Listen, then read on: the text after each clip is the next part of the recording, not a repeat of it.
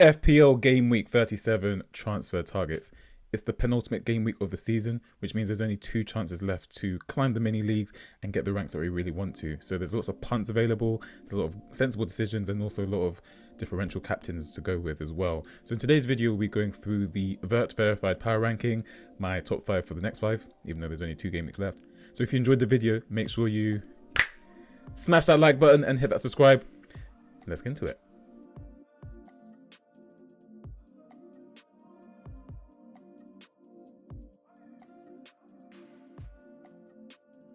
What's up? It's FPL Vert where arrows go green, and as you can see they went green again, so we'll talk about that in my team selection video. But just a bit of a heads up, in the next 6 days we have 2 cup finals. We have the FA Cup final contested between Crystal Palace and Manchester City on Saturday, and then we have the Europa League final contested between Tottenham Hotspur and Manchester United.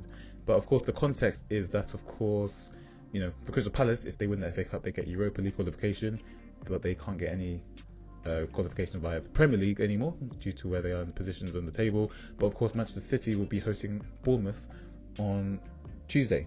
So in 5 days' time, they'll be hosting a Premier League game. So it remains to be seen how much rotation will there be in there. Of course, I brought in Cunha last week, anticipating that there is a bit of maybe lax attitude towards that game for Wolves. Towards playing Wolves, but of course. But Manchester City will be hosting Bournemouth in what is a game between 2 hopefuls of European qualification. So, yeah, won't be surprised if Pep doesn't put out his strongest available team on Saturday, actually, if I'm honest. But I do think between the Europa League finalists in Spurs and United, I think, you know, all their eggs are quite literally in the Europa League basket, because, of course, winning the trophy will give them Champions League qualification, which is pretty much a get out of jail free card given how their seasons have gone respectively. So of course both teams will play tomorrow, with Tottenham travelling to Aston Villa, who are also gunning for European qualification, and then United travelling to Chelsea, who are also gunning for European qualification. So you could probably say it's worth targeting, you know, facing Tottenham and United at the moment in time. Of course there is 5 days between the Premier League game and the Europa League final, but you know, let's see how that pans out. So into the Vert verified power ranking, my top 5 for the next 5 game weeks. But of course there's only 2 game weeks left, so would strongly urge you to consider not using a transfer on a goalkeeper or even a defender really. But just for the exercise of the power ranking, I would definitely have Emi Martinez as number 1. Aston Villa have now kept 5 clean sheets from their last 8 league games. So considering that they've had 8 clean sheets all season, 63% of those clean sheets have come in the last 8 game weeks. So would definitely rank him number 1, and then the rest is just making up the numbers really, if I'm honest. Flecken did keep a clean sheet at Ipswich, but that's kind of expected.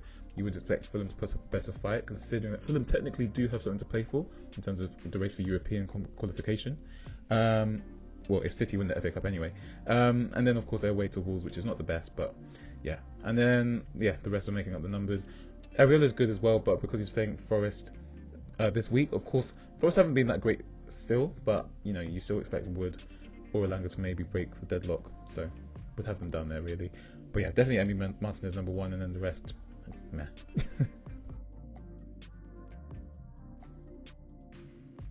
Into the defenders, and sort of like with the goalkeepers, don't really think anyone is actually worthy of a free transfer this week, but just for the exercise, we have gvardiol at number 1, given that of his ownership. I think the gvardiol-Ruben double-up owners were quite happy, given that Southampton drew 0-0, because Ruben Diaz somehow got 3 bonus, but I wouldn't expect City to keep a clean sheet against Bournemouth and Fulham either, but he's doing well, so he's up here.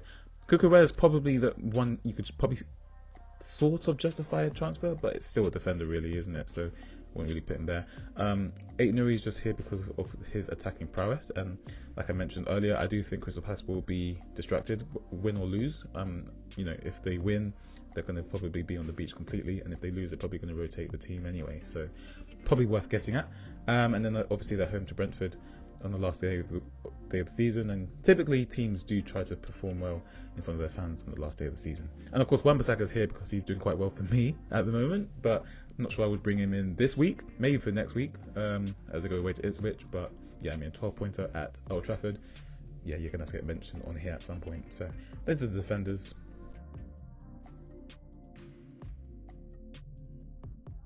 into the juicy bit, and that's the midfielders, because they're the ones that get the points and score the goals, really, isn't it? So we do have Brandon Boomer as number 1. Of course, he only assisted, but that just tells you the various routes that he has to points, because of course he took the corner which Kevin Schade scored from, and of course they're going to be home to Fulham, and Brentford are in great form. They've won 4 games in a row, and 8th place could possibly mean Europe for Brentford, which would be a massive achievement for them. So yeah, Brandon Boomer is number 1. Bowen number 2, because while he's not as explosive as someone like a Brandon Boomer, he does tick along quite nicely.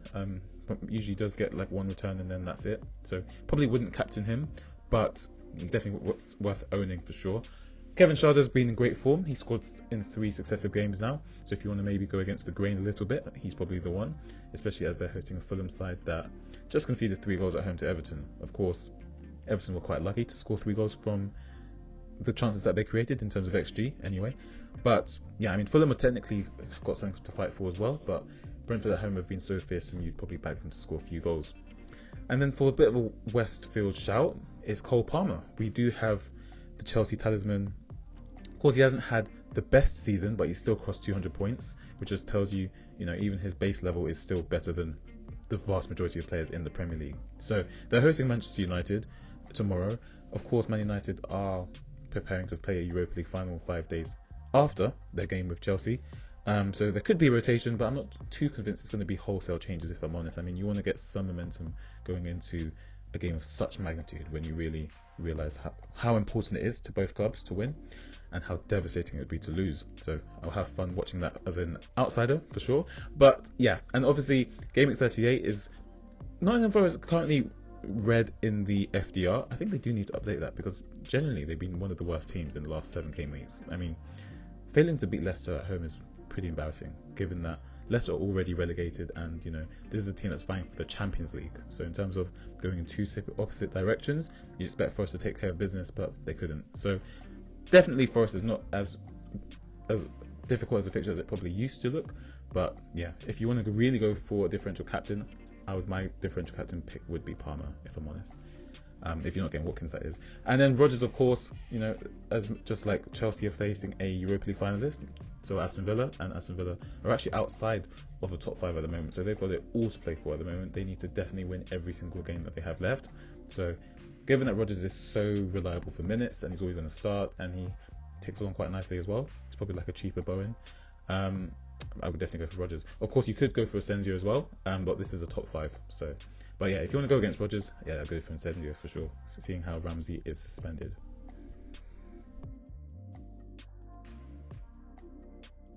And last but not least, into the forwards, and we do have Ollie Watkins as number 1, who is at the time of recording the most transferred in asset this week, with over 265,000 transfers in, which is more than double the next highest, which is Eze, who has over 131,000. Not too sure why he's been transferred in, but anyway, into Watkins and why he's a good pick. Of course, as I mentioned, have it all to play for at the moment. They need to win every game for a chance to finish in the top 5 and gain Champions League qualification.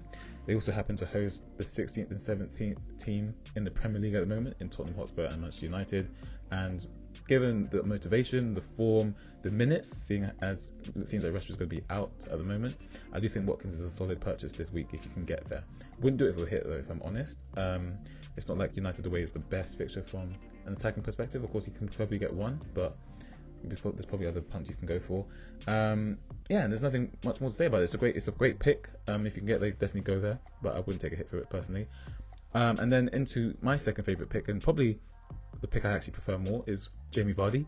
He is, of course, leaving Leicester City at the end of this season after an illustrious career, and it's going to be his last appearance in the King Power Stadium. So seeing as he's facing Ipswich and he's just 1 goal off 200 for Leicester City, I would imagine the team and the coach will do it all they can to get him his landmark goal. So seeing as it's Ipswich, I would probably go for Vardy for sure. And Bournemouth away, it's not like they're such a stringent defence as well. So yeah, I think Vardy is a great pick this week. And then Beto is here just because of who he's playing, but if Manchester City draw blank against Southampton, can you really trust Everton to score? Not really. Then Evan Nilsson's got Manchester City away, which is probably a good fixture on paper given that they have an FA Cup, his opponents have an FA Cup final, but I do think Pep will probably prioritise the league game over the FA Cup final, seeing as Champions League qualification is far more important than winning the FA Cup for Manchester City anyway. And then of course they host Leicester next week. So yeah, I think Evan Nelson's a great pick. And then Haaland's here just because he's back, but I don't think anyone's really going to be ripping up their team and conducting squad surgery to fit him in. I mean, he didn't even take a shot until the 90th minute against the bottom of the club, Southampton. So yeah, Haaland makes it here just because of who he is, but I'm not too sure about him. So I'd say Watkins and Vardy are my top 2 picks this week. Probably would prefer Vardy just because of the narrative that there's behind it. But yeah, those are my picks for forwards.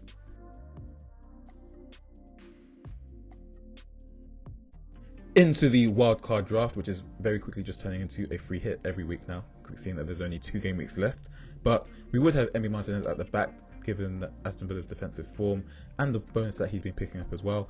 8-0 is purely here for attacking returns. I'm not expecting them to keep a clean sheet at Crystal Palace, but if they do, that'd be great.